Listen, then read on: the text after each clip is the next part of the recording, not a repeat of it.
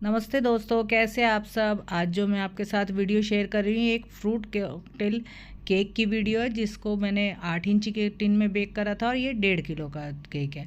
और ये केक जो है वो मेरी बेटी के बर्थडे का केक है। उसको फ्रूट्स बहुत पसंद है, तो उससे जब भी पूछो कौन सा केक बनना है वो हमेशा यही कहेगी कि आप फ्रूट केक बनाओ। तो इसलिए मैं आज उसके लिए पसंद का फ्रूट केक बना रही हूँ। लेकिन जब आप किसी चीज़ को बहुत मन से बनाओ तो अक्सर कर उसमें गड़बड़ हो जाती है।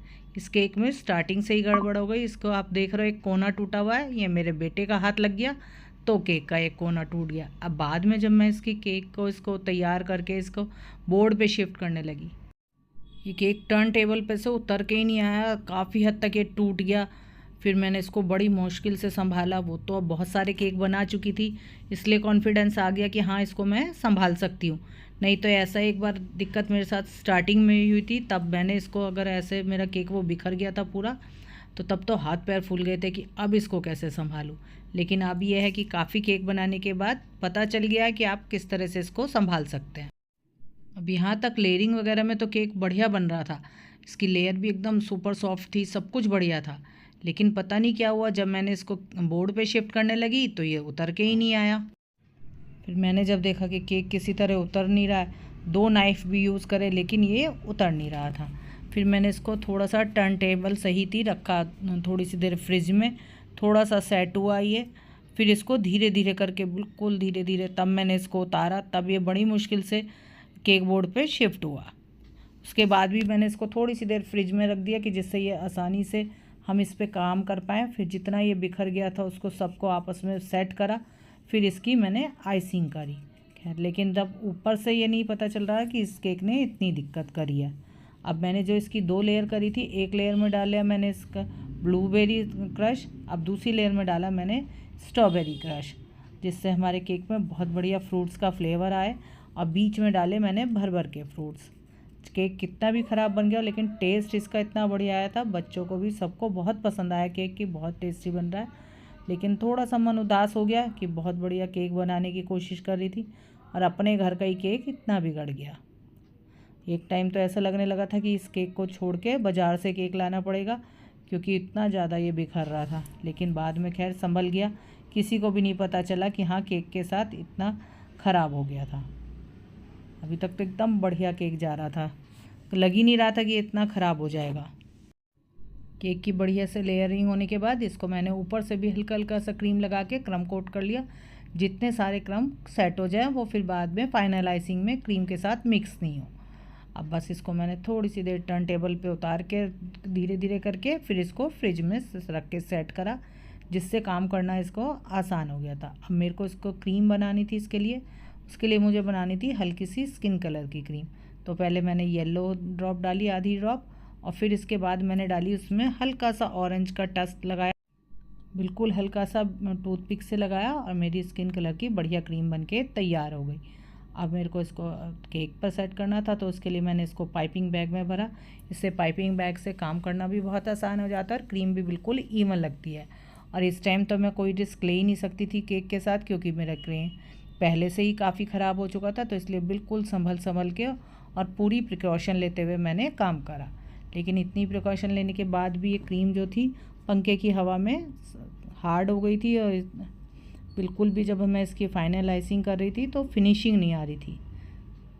बस हल्का सा मैंने छेद कट करा और केक के चारों तरफ घुमाते घुमाते मैंने इसकी क्रीम लगा दी। अब आप देखोगे कहीं से भी नहीं पता चल रहा था कि ये केक इतना टूट गया था।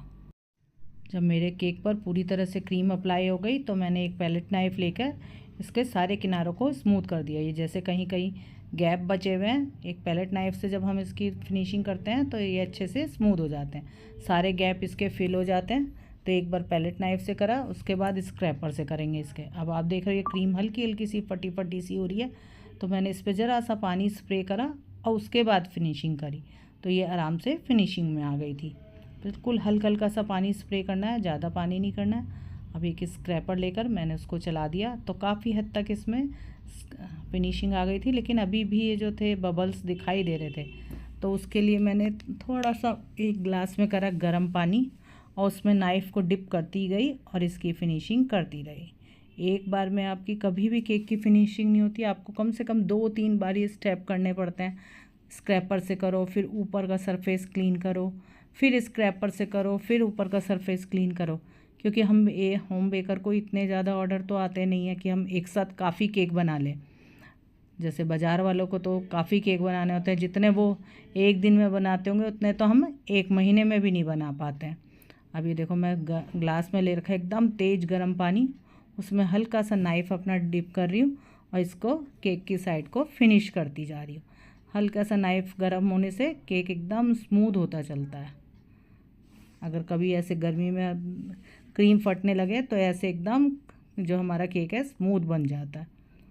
जब मेरा केक अच्छी तरह से फिनिश हो गया, अब मुझे इसकी डिज़ाइनिंग करनी थी, तो डिज़ाइनिंग करने के लिए भी उसको यही चाहिए कि बहुत सारे फ्रूट्स के साथ डिज़ाइनिंग करी जाए। तो मैंने ये आम ले लो, यहाँ से ले लो, वहाँ से बड़े बड़े स्क्वायर काट लिए और उन्हें एक जितने गैप पर रखती चली गई। इस तरह से मेरा पूरा सर्किल आम के स्क्वायर से कवर हो गया। थोड़ा मम्मी इधर नहीं काटे खरबूजे के राउंड, थोड़े थोड़े राउंड निकालिए खरबूजे के, जिससे अब ये ग्रीन कलर का एलिमेंट भी आ गया और मेरा केक अब काफ़ी कलरफुल सा बन के तैयार होगा। उनको भी मैं साइड में रखती रही। इस केक को बनाने में मेरी बड़ी वाली बेटी भी हेल्प कर रही है, तो आप कहीं कहीं उसका हाथ भी देखेंगे कि वो भी फ्रूट्स रखने में मेरी हेल्प कर रही है। अब ये लिया ड्रैगन फ्रूट, इसके भी मैंने स्क्वायर काट लिए, उसको भी खरबूजे के पास पास मैं रखती चली गई। अभी मेरा काफ़ी हद तक केक के इसमें फ्रूट्स लग गए थे और ये काफ़ी कलरफुल बन के तैयार होने वाला था, जो खाने में तो बहुत ही टेस्टी बना था, क्योंकि बहुत सारे फ्रूट्स इसके ऊपर भी थे और नीचे भी थे।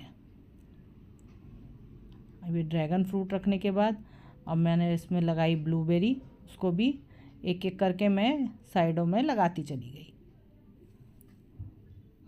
केक मेरी बेटी की बिल्कुल पसंद का बन रहा था, बहुत सारे फ्रूट्स अंदर, बहुत सारे फ्रूट्स ऊपर।